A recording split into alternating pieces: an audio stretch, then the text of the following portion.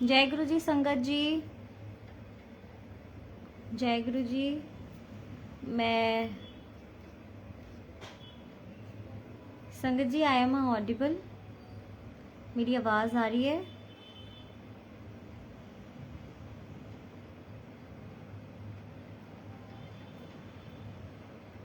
जय गुरु जी।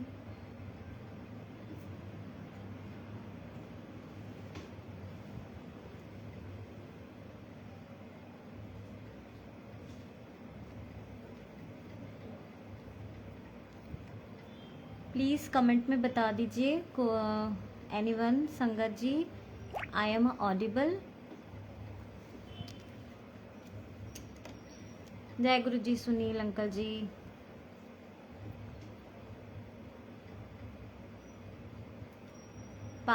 दो मिनट देख लेते हैं संगत जी, और संगत जुड़ जाए। और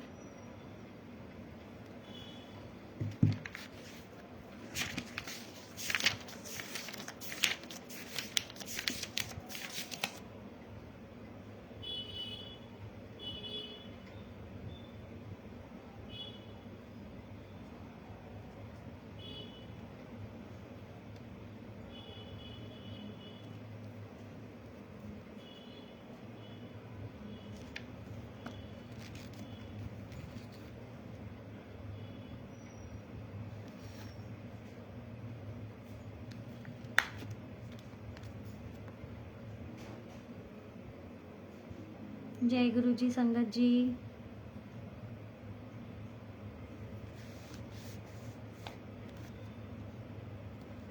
एक सेकंड संगत जी,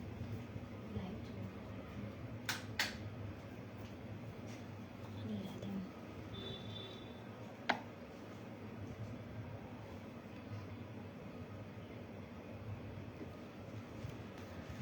संगत जी, आज मैं अपना सत्संग लेके फिर गुरु जी के हुक्म से आई हुई हूँ, और अपने सत्संग के साथ आज मैं दिव्य आभा भी इस डिवाइन सोल ऑफ गुरु जी में प्लेटफॉर्म पे मैं पढ़ूंगी गुरु जी के हुक्म से। पहले मैं अपना एक सत्संग शेयर करना चाहती हूँ, उसके बाद मैं आपको दिव्य आभा की तरफ लेके जाऊंगी, जिसमें बहुत ही अच्छी बातें, वो बहुत ही अच्छे सत्संग शेयर किए हुए हैं जो हमें शायद ही पता हो। तो मैं अपना आप सत्संग स्टार्ट करती हूँ। मेरा एक सत्संग है अभी हाल का ही, 1 महीने पहले का। हमेशा गुरुजी हमें कुछ ना कुछ ब्लेसिंग्स हमेशा देते रहते हैं। उनकी ब्लेसिंग्स कभी हमारे लिए कम नहीं हो सकती, और वो अपने बच्चों का हमेशा ख्याल रखते हैं। तो इसी प्रकार उनको तो पहले से सब पता हो जाता है, तो उन्होंने मुझे भी इस तरह संकेत दिए कुछ जो मेरे स्वास्थ्य से रिलेटेड थे। अभी 1 महीने पहले से मन में ऐसी थॉट आया कि अपने रूटीन चेकअप के लिए मैं ब्लड टेस्ट वगैरह करवा लूँ। तो ये मैंने फिर जो घर में आके वो सैंपल ले जाते हैं, मैंने उनसे कांटेक्ट किया, और हम दोनों हस्बैंड वाइफ ने सोचा कि एक रूटीन चेकअप करा लेते हैं ताकि कोई प्रॉब्लम इशू ना हो, आगे जाके क्योर हो जाए अगर कोई प्रॉब्लम हो भी तो। उसके बाद एक्चुअली मैं अपना शुगर और थायराइड प्रॉब्लम है तो वो मैं कराती रहती हूँ, तो फिर मैंने सोचा आज मैं इस बार मैं पूरा अपना होल बॉडी का चेकअप करा लेती हूँ। तो मेरे अंकल जी और मैंने वो ब्लड टेस्ट कराने के लिए उनको बुलाया, वो आए। अब उसके बाद जब वो आए तो ऐसे तो हर कोई अपने अपना ज़्यादा टारगेट अचीव करने के लिए बोलता, लेकिन ये पहली बार हमारे साथ हुआ था, क्योंकि हम जिससे हम लैब में बुलाते हैं उनको वो कभी ऐसा बोलते नहीं। आप जिस के लिए बुकिंग करते हैं आपको उसी के लिए वो बोलते हैं। हमारे साथ तो हमेशा ये हुआ कि जो भी हमने बुकिंग कराई है उसी का ही उन्होंने हमें टेस्ट किया है। पर पता नहीं उस दिन क्या हुआ कि वो जो लैब वाले आए थे उन्होंने हमें बोला कि आप ये वाला करा लीजिए, इसमें पूरी बॉडी के 92 टेस्ट होते हैं, और वो सब कुछ हार्ट से रिलेटेड वगैरह सब कुछ उन्होंने गाइड किया हमें। हमने कहा ठीक है, अब जब करा रहे हैं तो फिर अच्छे से ही चेकअप करा लेते हैं एक बार। तो हमने वो ब्लड टेस्ट करवाया हस्बैंड और मैंने। देन मेरी रिपोर्ट आई। अब जब रिपोर्ट आई तो उसमें काफ़ी कुछ गड़बड़ी आ गई। मेरे ब्लड में कोलेस्ट्रॉल बढ़ा हुआ आया, शुगर बढ़ी हुई आई, देन मुझे लीवर का थोड़ा सा प्रॉब्लम दिख रहा था उसमें, और मतलब पूरा अंदर जो है वो पूरा गड़बड़ था। तो गुरुजी ने इसीलिए वो ये टेस्ट कराने के लिए शायद थॉट्स डाले, और वो ऐसे हमको बहुत ज़्यादा फोर्स कर रहे थे इन सब चीज़ों के लिए, तो हमने करा लिया था। तो हमें अच्छा हुआ वो पता चल गया। देन उसमें एक जब वो ब्लड टेस्ट की सीरीज़ थी पूरी, तो उसमें एक टेस्ट था पैनक्रियाटिक कैंसर का। तो वो लेवल मेरा थोड़ा बढ़ा हुआ आया। तो पहले तो मुझे उस चीज़ में, वैसे तो कैंसर नाम सुन के ही हमको डर लग जाता है, पर मैंने उस पर ज़्यादा ध्यान नहीं दिया, और मैंने कहा अब डॉक्टर से जब कंसल्ट करेंगे तब पता चलेगा। तो वो वैल्यू थोड़ी बढ़ी हुई आई थी। तो जहाँ लैब से हमने टेस्ट कराए थे, वहाँ से डॉक्टर का भी कॉल आता है अगर आप कंसल्ट करना चाहते हैं। तो वो डॉक्टर से जब मेरी बात हुई तो उन्होंने भी यही कहा कि आपका जो पैनक्रियाटिक कैंसर का आया हुआ है 19.9A करके एक टेस्ट होता है, तो वो बढ़ा हुआ है, आप डॉक्टर से कंसल्ट कर लीजिए। पहले उन्होंने तो मुझे दवाई भी वो कर ली थी, प्रिस्क्राइब कर दी थी, फिर देन उन्होंने मुझे मना कर दिया, बोले नहीं पहले आप अपने डॉक्टर से कंसल्ट कीजिए और उसके बाद ही कोई दवाई लीजिए। मैंने कहा ठीक है। फिर मुझे डॉक्टर के पास जाना था, तो अब डॉक्टर के पास जाने के लिए हम दूसरे दिन रिपोर्ट आई थी, थर्ड डे हम जाने वाले थे, इवनिंग में अपॉइंटमेंट लिया, लेकिन फिर मैंने कैंसिल कर दिया क्योंकि मुझे जाना था सत्संग में गई। तो मैंने बोला नहीं, मैं पहले सत्संग में जाऊंगी, उसके बाद मैं डॉक्टर को दिखाऊंगी। हस्बैंड थोड़ा सा वो भी होने लगे कि मतलब ऐसी ऐसी रिपोर्ट आई है, पहले तुम चल लो डॉक्टर के यहाँ। मैंने कहा नहीं, पहले मैं सत्संग में जाऊंगी, उसके बाद मैं डॉक्टर को दिखाऊंगी। तो मैं सत्संग अटेंड करके आई, डॉक्टर के यहाँ गए। डॉक्टर ने बोला कि है कुछ, मतलब कैंसर मार्क आया हुआ है, और लीवर और किडनी में भी थोड़ी सी प्रॉब्लम्स थी। तो वो बोले वो तो कोई प्रॉब्लम नहीं है, वो दवाइयों से ठीक हो जाएगा, आप सोनोग्राफी करा लो। तो सोनोग्राफी कराने के लिए हमको सुबह सुबह जाना था।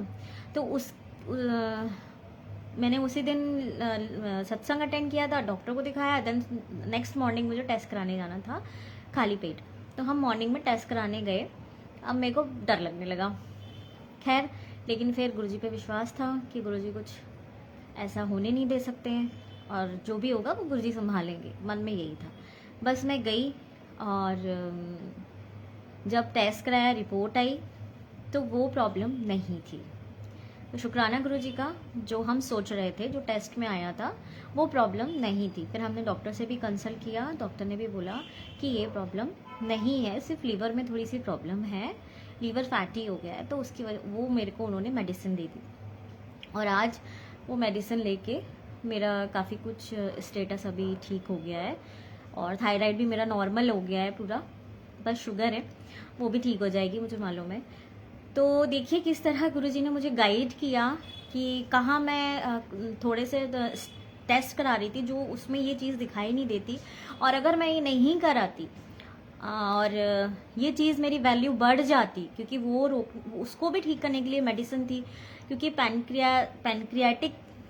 पैनक्रियाटिक ग्लैंड होती है, वो हमारा इंसुलिन और डाइजेशन सिस्टम को कंट्रोल करती है। तो अगर वो मैं चीज़ क्लियर नहीं करती, मेडिसिन नहीं लेती, टेस्ट नहीं कराती, मुझे पता नहीं चलता, तो वो क्या होता, वो आगे जाके बढ़ जाता और मुझे प्रॉब्लम हो जाती। तो गुरुजी ने वो चीज़ मेरी वहीं स्टॉप करा दी। और सबसे बड़ी बात कि जिस दिन मुझे डॉक्टर से मिलना था और सोनोग्राफी अल्ट्रासाउंड कराना था, देन उसके पहले ही मुझे सत्संग का बुलावा आया था।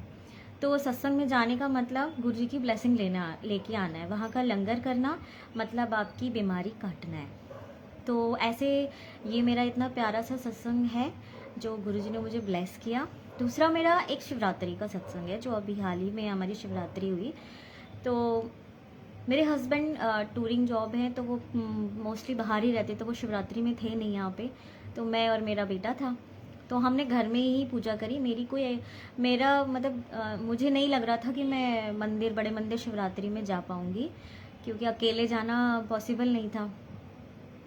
तो मैं बस मन में सोच रही थी काश अगर ये होते तो हम भी शिवरात्रि के लिए जाते बड़े मंदिर।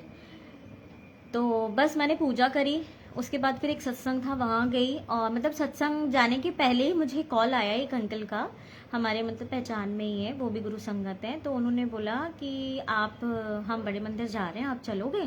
तो मैंने कहा वाह, इससे अच्छी बात क्या हो सकती है। तो फिर वो उनके साथ उनकी फैमिली गई थी, और हमको भी गुरुजी ने उनके साथ बुला लिया। तो इतने इतने डिवाइन दर्शन हुए गुरुजी के वहाँ पे, इतना डिवाइन दर्शन हुए। टाइम टेकिंग था, लेकिन ऑर्गेनाइज बहुत ही अच्छा था। वहाँ सेवादारों ने बहुत अच्छा ऑर्गेनाइज किया हुआ था, और हम रात में गए थे, तो थोड़ा सा संगत कम थी, मतलब थी बहुत ही उस समय भी, लेकिन सुबह के अकॉर्डिंगली कम थी। तो हम 8 बजे करीब निकले थे यहाँ से, हम 10 बजे वहाँ पहुँचे। वहाँ हमको एक थोड़ा सा दूर पे ही फार्म हाउस में, हमको त्यागी फार्म हाउस में हमको वहाँ पे पार्किंग के लिए भेजा। वहाँ से हम आए, हमको शटल 5 मिनट में मिल गई, हमको ज़्यादा वेट नहीं करना पड़ा वहाँ पे। मेरा बेटा भी और मैं भी साथ गए थे, वो अंकल की फैमिली भी। 5 मिनट में हमको शटल मिल गई। शटल जहाँ पे जोड़ा घर था वहाँ उन्होंने उतारी, फिर वहाँ से जो डिस्टेंस था वो हमने तय किया, वहाँ पे शूज़ उतारे। देन फिर हम मंदिर के लिए, दर्शन के लिए बाहर जो था रास्ता, वहाँ से जो 1 किलोमीटर जहाँ पे हम लेफ़्ट गली में जाते हैं, तो वहाँ से हम पूरा पैदल फिर मंदिर दर्शन किए। और इतना मतलब चलने के बाद भी ये रियलाइज़ नहीं हो रहा था कि हम थक गए हैं या हमारे पैरों में दर्द हो रहा है। इतने डिवाइन दर्शन हुए वहाँ पे, बहुत डिवाइन दर्शन हुए गुरुजी के। मैंने एक्सपेक्ट नहीं किया था कि मैं शिवरात्रि में गुरुजी के से जाके मिलूँगी, उनके दर्शन हो पाएंगे, क्योंकि लास्ट टाइम भी हम जा नहीं पाए थे, और मेरी हमेशा से इच्छा रहती थी कि मैं महाशिवरात्रि में जाऊँ। पर इस साल गुरुजी ने हमें हर ओकेजन में बुलाया। गुरुजी का अनंतम अनंतम शुक्राना।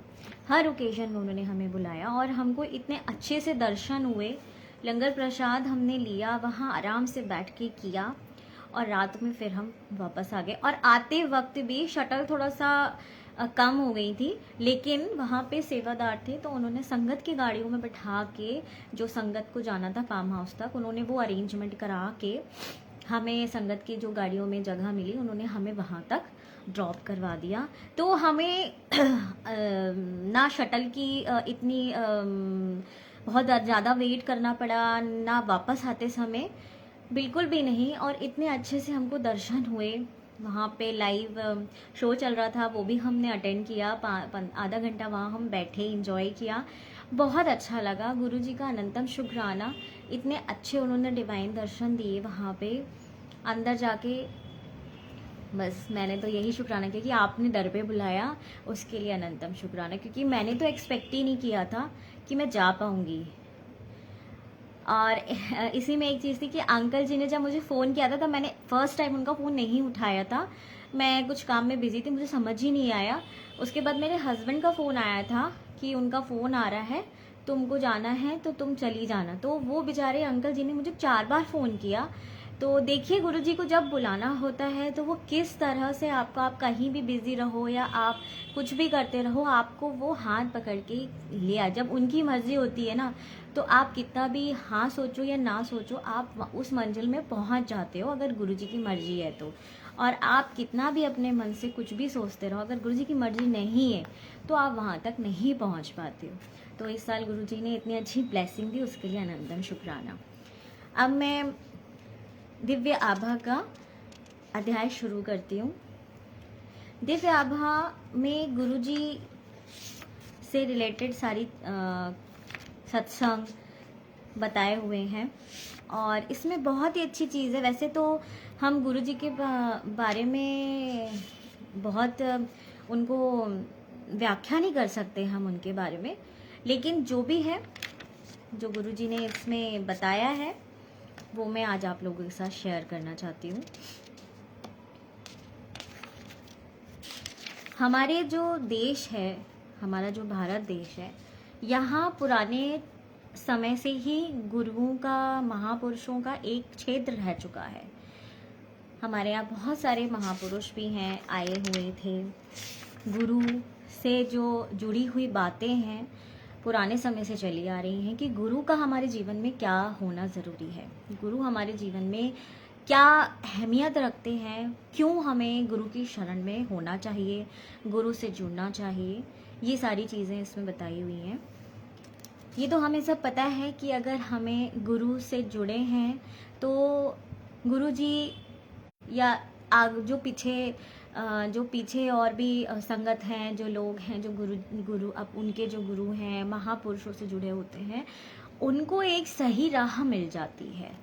आपके जीवन में आपको कहाँ जाना है, क्या करना है, आपने किस तरह काम करने हैं, आपके कर्मों की व्याख्या, आपके कर्मों का फल जो भी है वो सब गुरु के अंडर ऑब्जर्वेशन में होता है, एक प्रकार से कहा जाए, और वो सही मार्गदर्शन में होता है, क्योंकि हमें तो नहीं पता होता है कि हम क्या कर रहे हैं, हमें लगता है जो हम कर रहे हैं वो सही कर रहे हैं, लेकिन गुरु जी की नज़रों में, महापुरुषों की नज़रों में, भगवान की नज़रों में वो कितना सही है वो हमें गुरु की गति बताती है। अगर आप गुरु जी से जुड़े नहीं हैं या कोई जो भी गुरु से नामदान भी लेके रहते हैं तो उनको एक सही मार्गदर्शन मिलता है कि आप अपने जीवन में कहाँ जाएं, क्या करें, कैसे करें, अच्छा बुरा सही गलत सब हमको वो पता चलता है। तो अब मैं संगत जी से रिक्वेस्ट करूँगी, आप जैसे मैं जो बोल रही हूँ, जो थोड़े से एक पैरा में, वो आप उसको इमेजिन करिए, आंख बंद करके उसको इमेजिन करिए। आप ये कल्पना कीजिए कि कांच के एक ऐसे गगनचुंबी पर्वत की कल्पना कीजिए जो दर्पण समान है, उसमें कोई दाग धब्बा या अन्य कोई निशान नहीं है, वह एकदम साफ स्वच्छ है और उसमें अद्वितीय प्रकाश का ओज है। अब इसके सामने आपको अगर खड़ा कर दिया जाए, आप अपनी सांस रोककर उस दर्पण को देखिए। आप देख रहे हैं उस दर्पण को, आप उस दर्पण को ध्यान से देख रहे हैं। यह है आपके गुरु जी के प्रथम दर्शन है। गुरु जी से आपकी भेंट तभी संभव होती है जब वो चाहेंगे, और उन क्षणों में ही वह आपके अस्तित्व को पूर्ण रूप से भेद देंगे। आपके मिथ्या से भरे हुए अभिमान पूर्ण रूप से छिन्न भिन्न हो जाएंगे। वह आपके भीतर आपकी आत्मा का अवलोकन करेंगे। यह सब होने के उपरांत जब आप अपने स्वयं को उनके एकाकार में कल्पना कर लेंगे, तब आपको अपनी वास्तविकता का पूर्ण ज्ञान होगा और उनके भक्त बन जाएंगे। ये कभी मत सोचिए कि अब आपकी उनसे भेंट नहीं होगी। भले ही उनका स्थूल शरीर समाप्त हो चुका है, किंतु ये अल्पकालीन है कि वह लुप्त हो चुके हैं और उनका अस्तित्व मिट चुका है। अभी तो उनके दर्शन अनेक बार होंगे, कई बार उनसे पुनर्मिलन के अवसर आएंगे। गुरु जी अपने प्रिय शिष्यों को कहे गए वचन सदा निभाते रहेंगे। गुरु जी ने कहा था कि मेरी गद्दी में मैं हूँ और रहूँगा, तो वो सत्य वचन है। प्रेम के वह वचन जिनके साथ गुरु जी और उनके भक्त प्रलय तक एक साथ बंधे हुए हैं, परंतु इनका पूर्ण लाभ अर्जित करने के लिए हमें अपने आप को समझना होगा। गुरु शब्द के दो अक्षर होते हैं, गु अंधकार का प्राय है और रू प्रकाश का। मतलब गुरु जी के चरणों में आके हम अंधकार से दूर होके प्रकाश की ओर जाते हैं। अंधकार से ज्ञान रूपी प्रकाश की ओर ले जाने वाला गुरु कहलाएगा। हमारे देश की प्रथाओं के अनुसार गुरु को देव से भी उच्च वर्ग माना गया है। आध्यात्म की चरम सीमा पर प्राप्त होने वाले सच्चिदानंद के गुरु कृपा के बिना पाना असंभव है। गुरु के बिना आत्मा उस परम में लीन होकर परमात्मा का अंश कभी नहीं बन सकती। गुरु तो ऐसा पथ प्रदर्शक है जिसके बिना नए और अनुभवी दोनों प्रकार के पर्वतारोही अपने शिखर तक पहुंचने की कल्पना भी नहीं कर सकते। गुरु ना तो वह मार्ग है, ना ही वह बाधा है जिसे पार करना शिष्य के लिए आवश्यक है। वह तो स्वयं एक गंतव्य है। पर्वत का वह शिखर है जहां तक पहुंचने की आकांक्षा प्रत्येक प्राणी रखता है, पर वह तो घने अंधकार से ज्योति, अज्ञान से ज्ञान का मार्गदर्शन कराने वाले, उत्तर दिशा का आभास कराने वाले ध्रुव तारा के सदृश है। इस संसार के समस्त गुरु ग्रंथ की व्याख्या और उनका वर्णन करने में सक्षम नहीं है। गुरु उस परम आनंद प्राप्ति का प्रशस्त मार्ग है। सदगुरु अर्थात हमारे आदरणीय गुरु जी वास्तव में वह दर्पण है जिसमें देखकर हम सर्वोच्च ज्ञान अर्जित कर सकते हैं। गुरु जी के सामने आपको उनसे विसर्जित होती अपूर्व तेजोमयी आभा का सामना होता है, साक्षात्कार होता है। आपको अनुभव होगा कि चाहकर भी आप उनकी ओर अपनी दृष्टि बांध नहीं कर सकते, मतलब चाहकर भी हम अपने गुरुजी की दृष्टि से दृष्टि नहीं मिला कर सकते हैं। उनकी काया ज्योति का प्रकाश अद्वितीय है और उनके सामने क्षीण पड़ जाएंगे। इसके विपरीत गुरुजी मात्र एक क्षण में आपके भीतर छिपी हुई पवित्रता के दर्शन कर लेंगे। जैसे किसी झील में कंकड़ फेंकने पर उसके जल की सतह को छूते ही उस केंद्र बिंदु से किनारे की ओर बढ़ते हुए संकेंद्रित चक्र बनते हैं और वहां से ऊर्जा सब और फैलती है। उसी प्रकार गुरु जी से शक्ति विसर्जन होता है, किंतु वह शक्ति उन्हीं भक्तों को मिल पाती है जिन्हें वह इसका अधिकारी समझते हैं। उनका कहा हुआ प्रत्येक शब्द आपके लिए ऐसा आदेश है जिसकी अवहेलना आप कदापि नहीं कर सकते। मतलब गुरु जी ने अगर आपको कोई आदेश दे दिया तो आप उसकी अवहेलना मत करिए, आप उसको आदेश हुक्म मान के उसका पालन करना चाहिए। गुरु जी के प्रथम दर्शन मिलन की कोई सामान्य सामाजिक प्रक्रिया नहीं है। ये साक्षात उस संघर्ष की भांति है जिसमें आपकी हार सुनिश्चित है। आप अपने अहम को अपने ही नम्रता और श्रद्धा की अग्नि में भस्म होते देखेंगे। ये बात सत्य है। जब हम गुरु जी से जुड़ जाते हैं, गुरु जी ने हमको जोड़ा है, तब से हमारे अंदर परिवर्तन बहुत आते हैं। हमारा क्रोध, हमारी ईगो, हमारा अहम, अहंकार, ये सारी चीज़ें, हमारा गुस्सा बहुत, अगर आपने सही मायने में गुरुजी के वचनों को फॉलो किया, उनके आदर्श को माना, आदेश को, तो आप इन सब चीज़ों को अपने अंदर से पराजित कर सकते हैं। सद्गुरु आपके सब रक्षा कवचों को भेद देंगे और पल भर में आपके सब अदृश्य रहस्यों को जान लेंगे। उनका विश्वास प्राप्त करने के लिए ना ही मीठे वचनों की, ना ही किसी अभिनय की आवश्यकता है, ना ही आप उनसे कुछ छिपा सकते हैं, ना ही कोई मिथ्या भाव रख सकते हैं। वह तो आपके अस्तित्व के कारण की ज्ञाता है और इस समय आपको अपनी कृपा का अधिकारी समझा है। इसी कारण उन्होंने आपको अपने पास बुलाया है।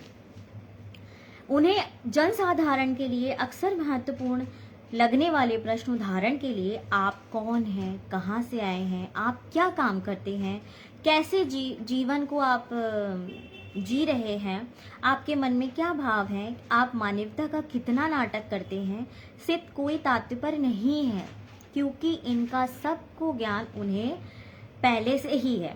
वह तो सर्वज्ञाता हैं और आपके प्रत्येक भाव का ज्ञान रखते हैं। इस सत्य को स्वीकार कर लेना ही आपके लिए हितकर होगा। आपकी यह हामी ही आपके अग्रिम संबंधों को स्थिर करने के लिए सबसे अधिक महत्वपूर्ण है। गुरु जी को बताने की ज़रूरत नहीं है कि आपके अंदर क्या भाव चल रहे हैं, वो सारे भाव बहुत अच्छे से जानते हैं।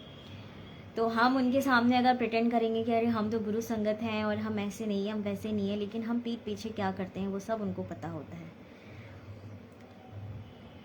तो हम जैसे हैं वैसे उनके सामने हम अपने आप को स्वीकार कर लें और अपनी जो भी कमियां हैं वो गुरु जी से प्रेयर करें कि वो उन सब कमियों को वो दूर करें। इस हाँ के साथ ही आप गुरु जी के साथ ऐसे अटूट बंधन से बंध जाएंगे जिसमें मृत्यु भी अलग नहीं हो सकती। वह प्रथम समर्पण ही सर्वाधिक महत्व रखता है। यात्री की शेष यात्रा तो पहला कदम निकलने के पश्चात पग प्रति पग स्वतः ही पूर्ण हो जाती है। स्कंद पुराण में वर्णित गुरु गीता में एक अत्यंत सर्वाधिक श्लोक है, गुरु ब्रह्मा गुरु विष्णु गुरुदेवो महेश्वराय गुरु साक्षात परम ब्रह्मा तस्मै श्री गुरुवे नमः। यद्यपि इस श्लोक में अधिकांश जन समूह परिचित है, इसमें कुछ व्याख्या करने योग्य नहीं है।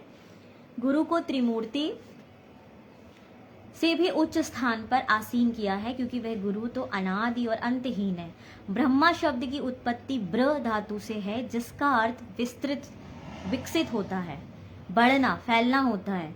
यह ब्रह्मा या ब्रह्मांड ना होकर वृहत ब्रह्मांड है और यह सदा बढ़ता फैलता रहता है। उसका विकास कभी बंद नहीं होता और गुरु उनकी महिमा तो अपार अपरंपार है, इसलिए यहाँ पर उनको ब्रह्मा सदेश श्रेष्ठ स्थान दिया गया है।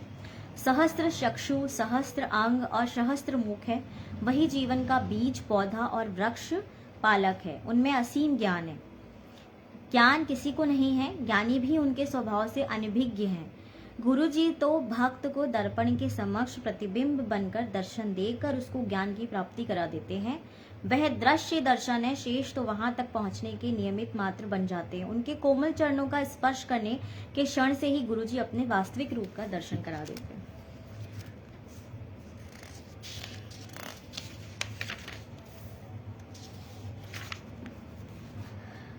पुष्पांजलि श्रद्धा भाव से। शिष्य को गुरु की ओर ले जाने वाली कड़ियां बहुत अनोखी होती हैं। शिष्य सदा यहाँ वहाँ साथ हाथ पैर मारता रहता है, उसे कोई मार्ग नहीं सूझता है, वह स्वयं आगे बढ़ने में असमर्थ है, किंतु गुरु भौतिक रूप में उसके समक्ष न होकर भी उसका मार्गदर्शन करते रहते हैं। गुरु इस प्रकार उसके पथ प्रदर्शक और गंतव्य दोनों ही है। यह कठिन पर्वतारोहण यहाँ पे पथ प्रदर्शक और गंतव्य का आश्रय है कि मार्गदर्शक और आपकी डेस्टिनी। यह कठिन पर्वतारोहण के समान है और गुरु का विश्वास बनाए रखकर ही हम शिखर तक पहुंचने का सामर्थ्य प्राप्त कर सकते हैं। इस संबंध में सबसे अधिक आवश्यकता विश्वास और श्रद्धा की है। यदि आप गुरु पर शंका करेंगे तो आप अपने पैर पर स्वयं कुल्हाड़ी मारेंगे। आपकी यात्रा तो प्रारंभ होने से पूर्व ही समाप्त हो जाएगी। भले ही शिष्य को अपने गुरु के लिए अपने मन में स्थिर विश्वास स्थापित करने में कठिनाई हो, गुरु इस कार्य को भी करने में उसकी सहायता करते हैं। गुरु को केंद्र बिंदु मानकर अनुयायियों के लिए आवश्यक है कि वह अपनी समस्त शंकाएं मन से निकाल दें। जब हम गुरु जी से जुड़ते हैं और गुरु जी ने भी हमें कई वहमों से निकाला है, तो हमें उन वहमों में दोबारा नहीं पड़ना चाहिए। उन वहमों को हमेशा के लिए अलग, मतलब गुरु जी ने बोल दिया कि ये वहम है, मतलब वहम है, आप उनको बिल्कुल निकाल दीजिए। गौतम बुद्ध ने भी कहा था कि जिस प्रकार स्वर्ण को परखने के लिए उसे अग्नि में जलाया, काटा और रगड़ा जाता, उसी प्रकार मुझे स्वीकार करने से पहले मुझे अच्छी तरह से परख लो। मेरे लिए मन में केवल आदर भाव रख कर मुझे स्वीकार करने की भूल ना करो। ये गुरु जी के वर्ड से। प्रारंभ में अपने गुरु स्वामी रामकृष्ण परमहंस के लिए भी युवा नरेंद्र स्वामी विवेकानंद के मन में ऐसा ही संशय का भाव था। उनके गुरु ने एक बार उन्हें बताया कि धन के लिए उनके मन में कभी कोई भाव उत्पन्न नहीं होता, अपितु वेदना होती है। एक रात उस युवा ने उनके सिरहाने के नीचे एक सिक्का छिपा दिया। उस पूरी रात उन गुरु को नींद नहीं आई। विवेकानंद को इस छोटी सी परीक्षा ने उनकी गुरु की सत्यता सिद्ध कर दी। संशय की समाप्ति पर शिष्य अपने गुरु के पास आदर भाव से जा सकता है। अपनी आध्यात्मिक प्रशिक्षक के साथ उसके संबंध और प्रगाढ़ हो जाते हैं। वह न केवल जीवन भर मरणोपरांत भी गुरु के साथ निर्वाह करता है। ऐसे विश्वास और श्रद्धा की नींव पर ही भवन बन सकता है। अनिवार्य कहते हैं ना, जब हम भवन निर्माण करते हैं तो नींव का अच्छा होना जरूरी है। तो ऐसे जब हम गुरु के शिष्य बनते हैं तो हमारी नींव अच्छी होनी चाहिए, और वो नींव इसमें वही बता रहे हैं। अनुयायियों को यह भी समझना आवश्यक है, अनुयायी मतलब शिष्य, कि वह गुरु का ही आध्यात्मिक प्रतिबिंब है। यह भी ध्यान रखने योग्य है कि गुरु अवसर आने पर अपने भक्त को अवश्य रखते। एक किंवदंती है, सिंह परिवार का एक शावक अपने परिवार से अलग हो गया और भेड़ों के साथ रहने लगा। धीरे धीरे उसका स्वभाव भेड़ों की भांति हो गया। वह दहाड़ना भूल गया और उनकी भांति में आने लगा। एक दिन अचानक एक शेर यह देखकर चकित रह गया कि ये शावक को पकड़कर झिंझोड़ा और दहाड़कर बोला कि तुम्हें क्या हुआ है, तुम भेड़ों की तरह व्यवहार क्यों कर रहे हो। उस शावक ने घबराते हुए उत्तर दिया कि उस शेर से अवश्य कोई भूल हुई है, वह तो वास्तव में एक भेड़ ही है। इस पर वह शेर उसे खींचकर एक झील के पास ले गया और वहां उसने उसे उसका अपना प्रतिबिंब दिखाया। तब जाकर उस शावक ने अपना वास्तविक रूप पहचाना। गुरु का कार्य भी कुछ इसी प्रकार होकर सरल नहीं होता। वह तो उन कृत्रिम स्तंभ को ही उखाड़कर फेंक देते हैं जिन्हें उनके अनुयायियों से अपने सांसारिक जीवन का आधार बनाया हुआ है, और उसे उसके यथार्थ से परिचय कराते हैं। हम हाड़ मांस के जीव जंतु नहीं हैं, हम तो उस परमात्मा का ही प्रतिबिंब हैं। आत्मा का परमात्मा में विलय ही हर आत्मा का अंतिम ध्येय है और हम इस लौकिक विश्व की मोह के माया जाल में फंसकर उस लक्ष्य को भूल गए हैं। हमें अपनी इंद्रियों के वश में होकर चलने वाले पशु समान नहीं बनना है।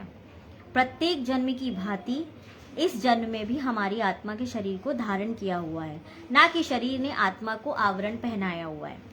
गुरु के कमल चरण स्पर्श कर उनकी पवन शरण में जाकर ही मूल परिवर्तन संभव होता है।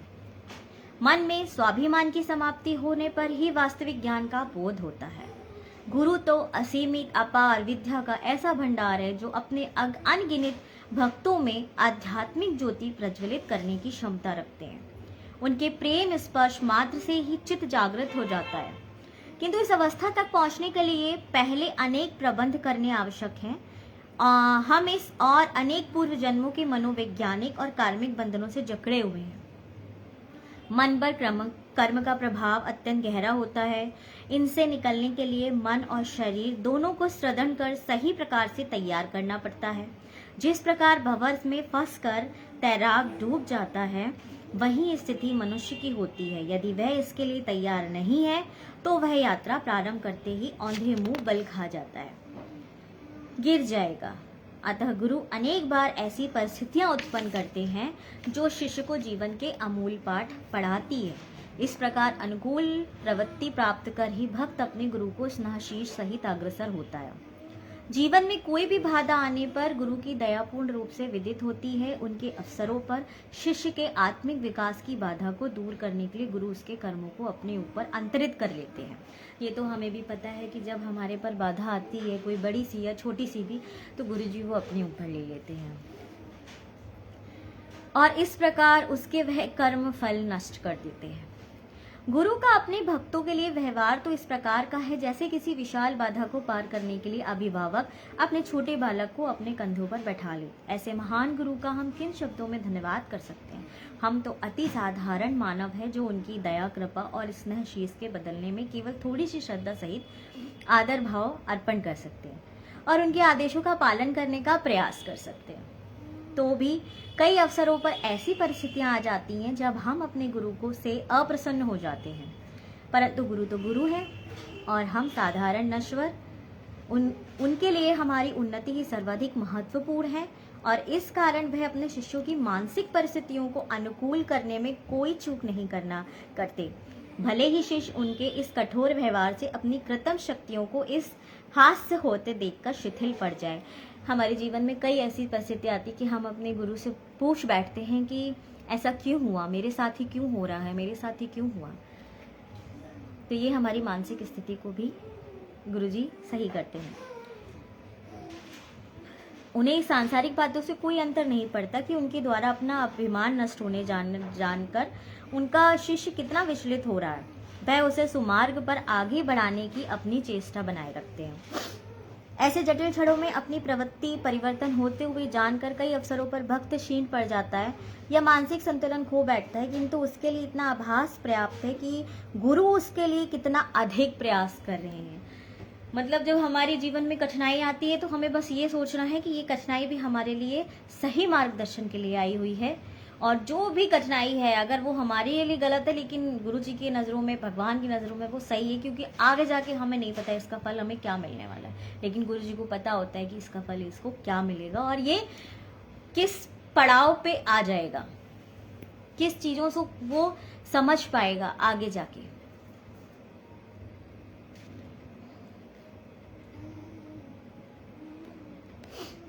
गुरु उसके लिए कितना अधिक प्रयास कर रहे हैं। गुरु की एकमात्र रुचि स्वार्थ से बंधे हुए अन्य संबंधों के विपरीत भक्त की प्रगति में होती है। उनका भी एक स्वार्थ है, उसको परमात्मा की ओर ले जाने का, आपको परमात्मा की ओर कनेक्ट करने का। वो गुरु जी का हमारा, जो हम एक परमात्मा से आए हुए हैं, हम सब उनकी संतान हैं, तो हमारी आत्मा का परमात्मा से मिलन करने का रास्ता वो बताते हैं गुरु जी। उन तक पहुंचने का रास्ता भी हमको वही बताते हैं, क्योंकि हमारे में तो इतनी क्षमता नहीं है। इसके लिए उन्हें कितने भी कठिन से कठिन कार्य करने हो, भक्तों के कर्मों का समाप्त करना हो। हम सोचते हैं अपने जीवन में कि हम ही कठिनाई भोग रहे हैं, हम ही सारे संघर्ष कर रहे हैं, पर उन संघर्षों को भी सही राह देने के लिए हमारे गुरु जी भी संघर्ष हमारे लिए करते हैं। वो हमारे लिए सदा खड़े होते हैं कि मेरे बच्चे को कहाँ तक पहुंचना चाहिए। उसे स्वास्थ्य लाभ देना हो या उसका कोई अन्य कार्य फलीभूत करना हो, यह सब तो गुरु के व्यक्तिगत विश्लेषण पर निर्भर है।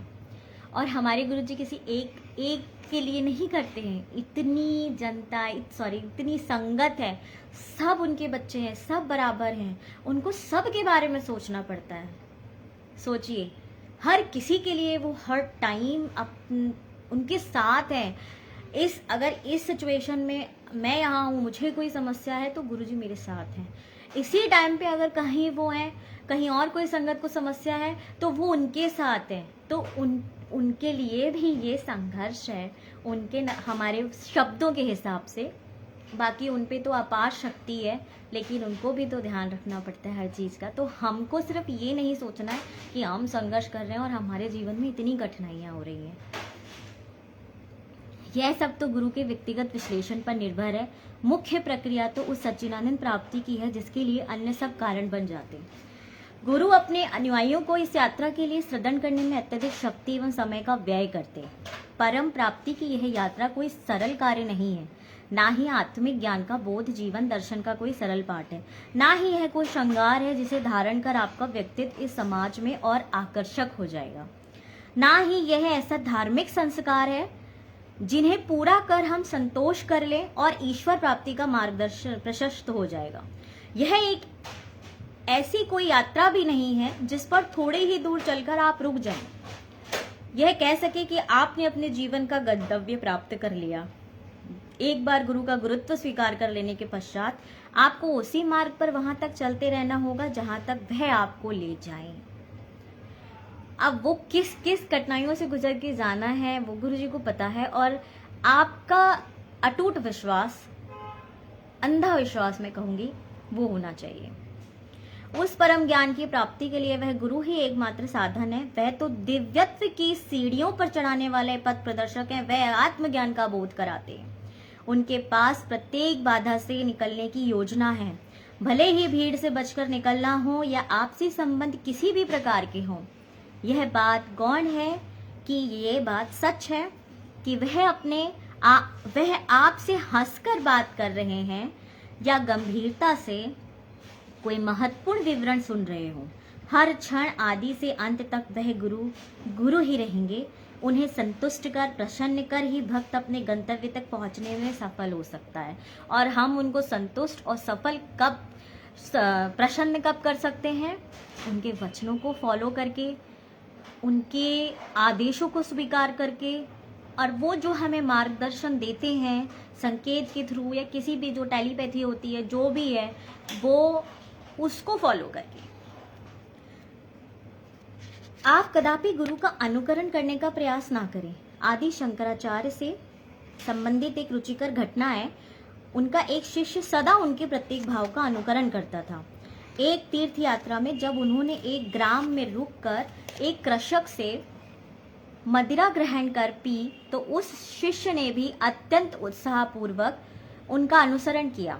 कुछ दूर जाने पर वेदज एक ऐसे स्थान पर रुके जहां लोह पिघलाया जा रहा था। उन्होंने वहां पर उपस्थित एक कर्मी से अनुग्रह कर पिघला हुआ लोह अपने हस्त कुंडल में स्वीकार किया और एक लंबा घूंट लेकर पी गए। अब यह शिष्य सकते में आ गया। ये कार्य करने में वह असमर्थ था।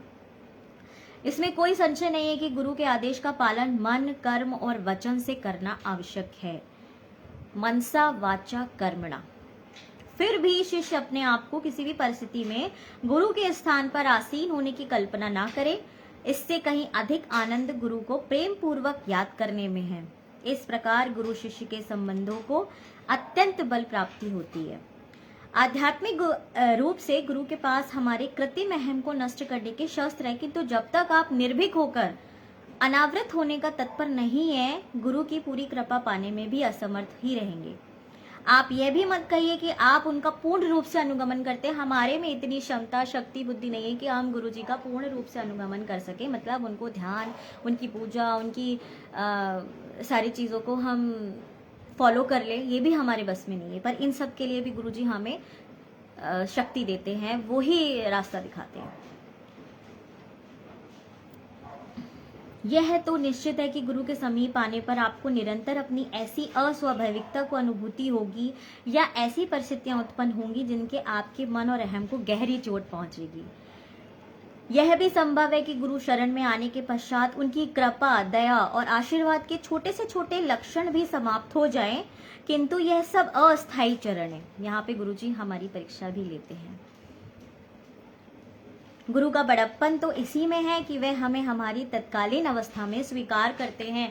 हम इतनी गलतियां करते हैं, हम इतने झूठ बोलते हैं, हम बहुत उसमें भी हम कितने लोगों का कभी कभी हम दिल दुखा जाते हैं बिना सोचे समझे, लेकिन जैसे हैं हम वैसे हमारे गुरु जी ने हमको चुना है, उन्होंने हमें अपने साथ जोड़े रखा है।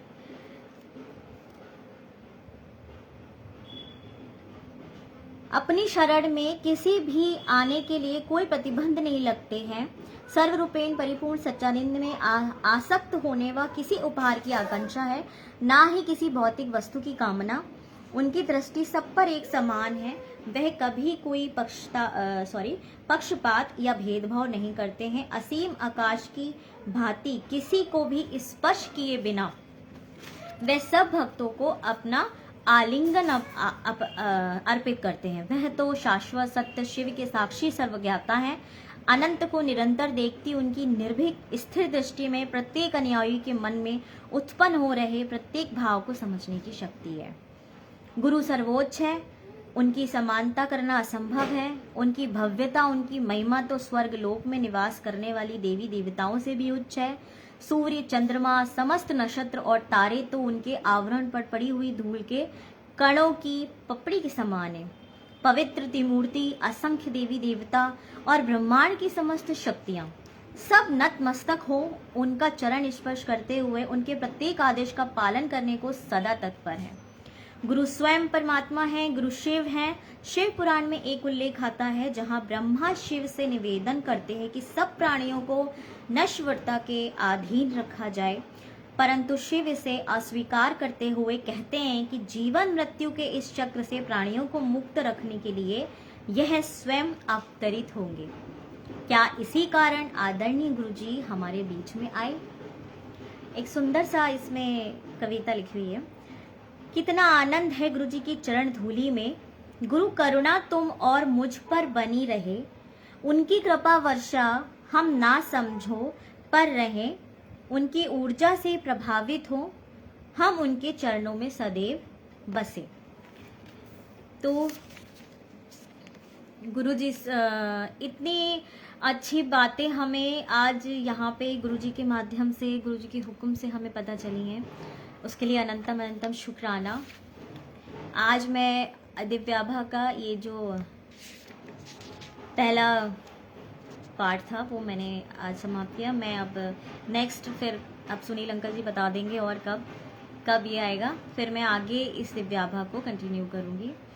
और अब मैं अपना यहाँ सत्संग विराम देती हूँ और गुरु जी को अनंतम अनंतम शुक्राना कि गुरु जी ने मुझे दिव्याभा पढ़ने के लिए हुक्म दिया और उन्होंने मुझे ऐसी सेवा बख्शी, दात बख्शी।